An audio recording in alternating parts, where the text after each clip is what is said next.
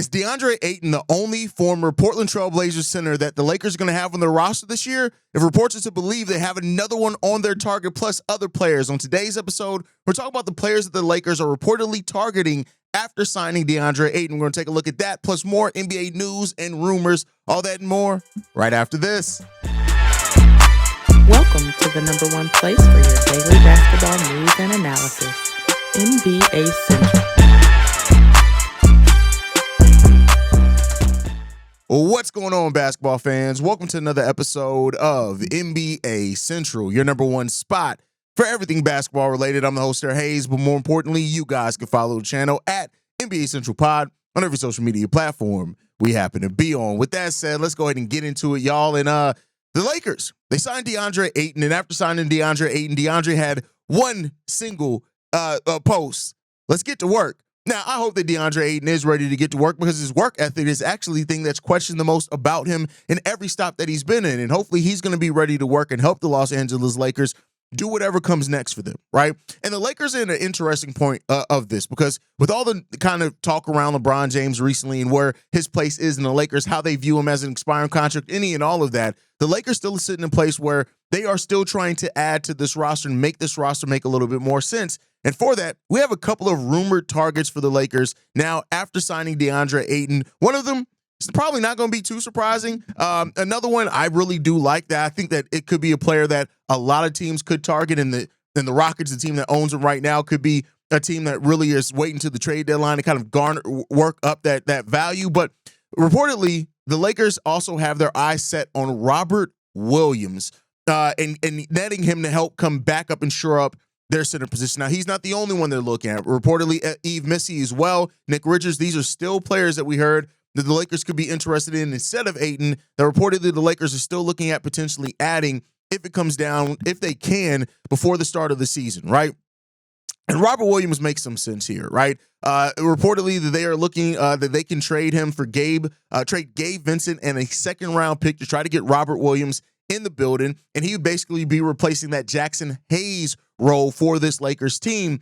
And so here's the thing. Robert Williams, we know that if healthy, he is a very talented player. We heard earlier in the offseason that even the Boston Celtics could be looking for to reunite with Robert Williams if it comes down to it. But this thing with Robert is he is such an injured player that it's a big concern for just about anybody if they want to sign Robert Williams to this team.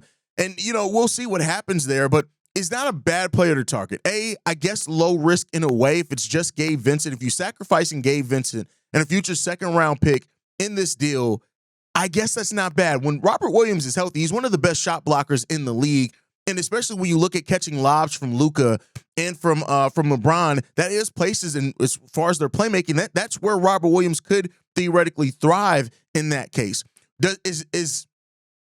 After getting Drew Holiday for Anthony Simons, would they even be really interested in Gabe Vincent or stacking the draft picks as far as getting that second-round pick?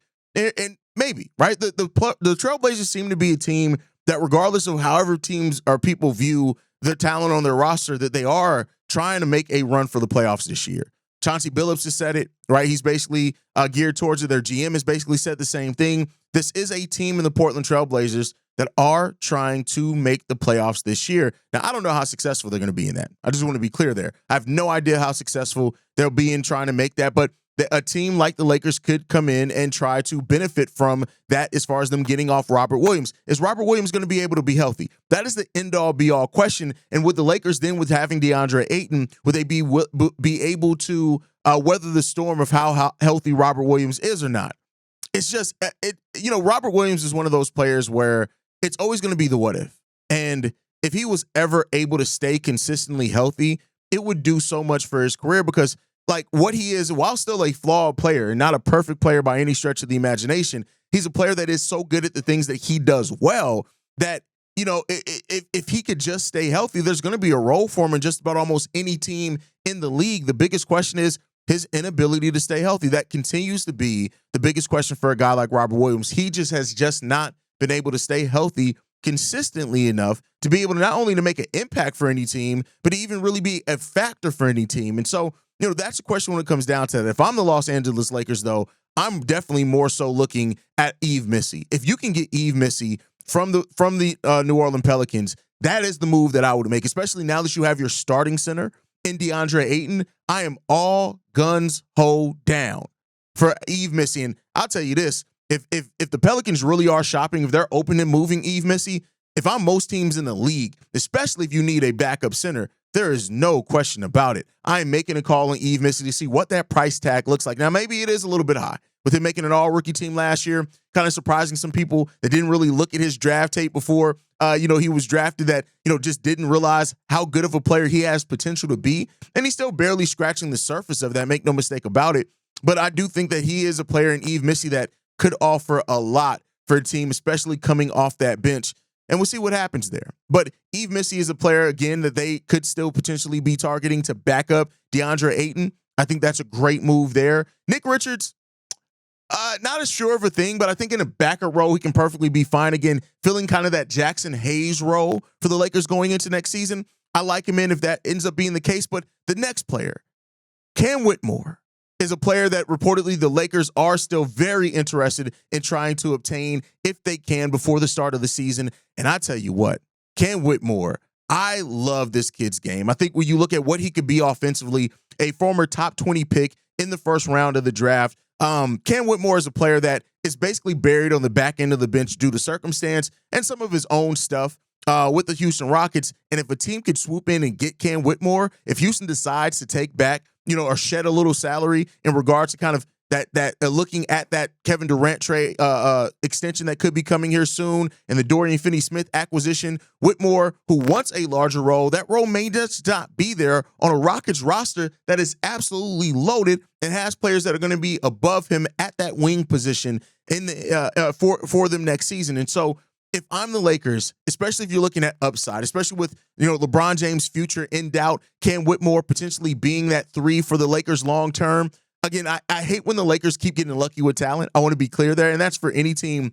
But the interest is there, and the question is that he has a health history himself, which has scared some people in the organization, both with the Lakers and some other people as well. But we'll see, right? We shall see what happens. Cam Whitmore, though, is a player that I would be extremely interested in if the Houston Rockets make available, and depending on what they want back, especially because it seems like they aren't a team that's looking to get back a lot of salary. They want to shed some salary if they do this move. And so if you're a team in the NBA that has a trade exception and you're willing to give up the capital to get Cam Whitmore, that is a huge possibility here for a lot of teams. And so we'll see what the Bulls can do in that case. Not the Bulls, I'm sorry. Talking about my own team now. See what the Lakers can do. I know they aren't a team that has a huge trade exception or anything like that, but with his pick, his salary, Cam Whitmore is not a difficult player to get. So when you look at the Lakers targets right now, Yves Missy, Robert Williams, Nick Richards, Cam Whitmore, those are reportedly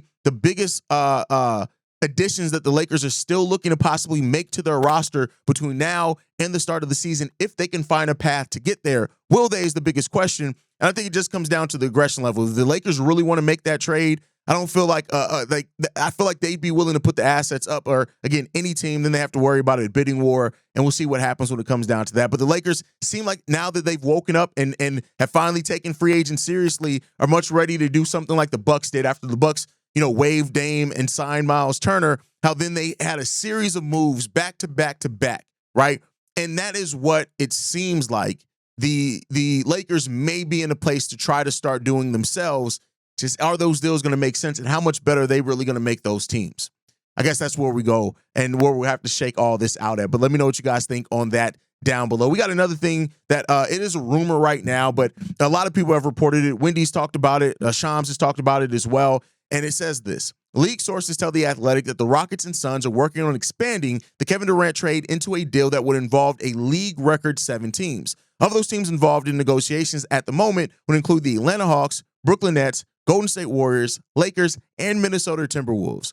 While there's still some stuff to finalize here, it sounds like much of this expanded Kevin Durant trade has already gone down. So, trying to expand that to make it make sense for teams. And we've seen this on a smaller scale before, right? Whereas a team would sign a team's free agent, another team would sign that team's free agent too, while the deals weren't necessarily connected at first. they then look at it and say, hey, we can create a little bit. Maybe you can create a trade exception. Maybe you can create a little bit more space by working it then as a sign and trade because those deals have been independently worked on.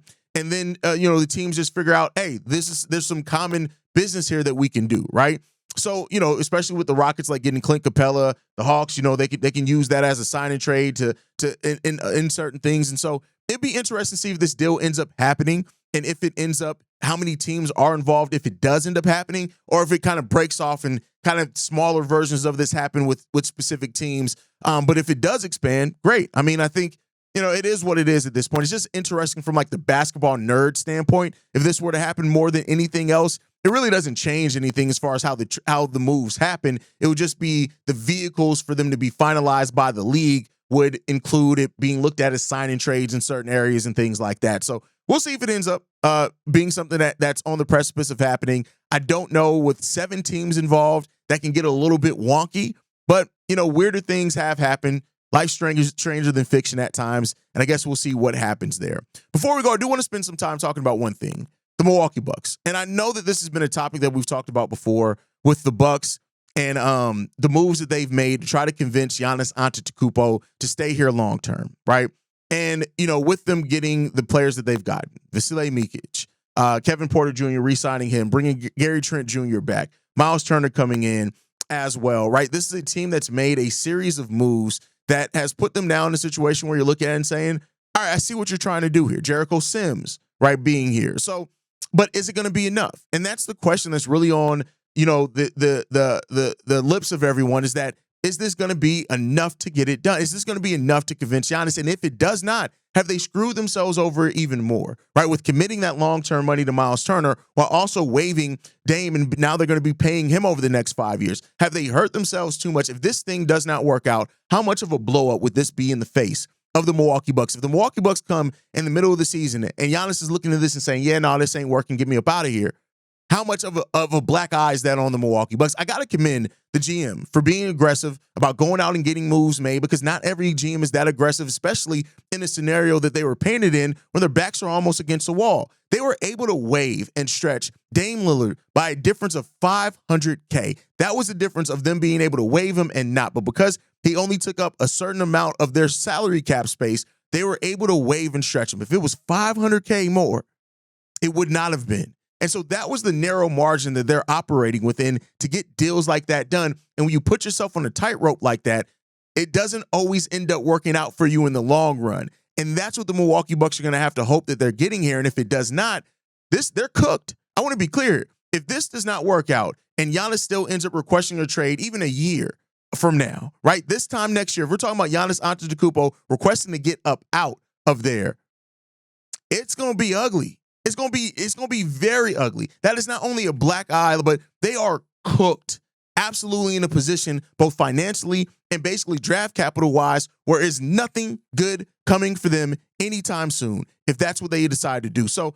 they have to really walk this tightrope really, really closely. They have to hope that this is enough. And if not, they got to be willing to still make more moves. They still got the Kyle Kuzma chip, which could be a move to get them some other things if they decide to do so. It's still going to be a difficult piece to move. You'd have to attach something else to it more than likely, but the Milwaukee Bucks are not in an envious place at all. And while I commend them for how they got Myles Turner in there, make no mistake about it, I commend that. I wish, for example, my team had a GM that was willing to take that type of risk. But just because you take risk, do not confuse activity with accomplishment. And right now, the Milwaukee Bucks have accomplished nothing. So when you look at their additions, Myles Turner, re-signing Bobby Portis, trading for Vasilije Micic, re-signing Kevin Porter Jr., getting Gary Trent Jr., getting Gary Harris, Taurean Prince, Jericho Sims, you better hope that core and adding that to what you have going on here with Pat Connaughton going out, that you have done enough to convince Giannis to stay. Because if Giannis is not going to be here and if he ends up walking away and walking for nothing, yeah, you've gotten under the second tax apron, which is great. But your draft capital in the future is looking mighty trash. Pretty big trash there. So I guess we'll see what the future does hold there. But as always, you guys can let me know how you feel on all of that down below. That's my time for today. Make sure you guys are following us at NBA Central Pod. You can send us any feedback, questions, comments, concerns, NBA Central Show at gmail.com. And then lastly, if you want to leave a text message and our voicemail for the mailbag, the number to do so, 773 270-2799. We're the number one spot for everything basketball related, but that is thanks to you, lovely and beautiful people. And like I like to end every episode on, love you guys, and I'll see you guys the next time I feel like making a video, probably later today. Peace, y'all. This has been a presentation of the Breaks Media.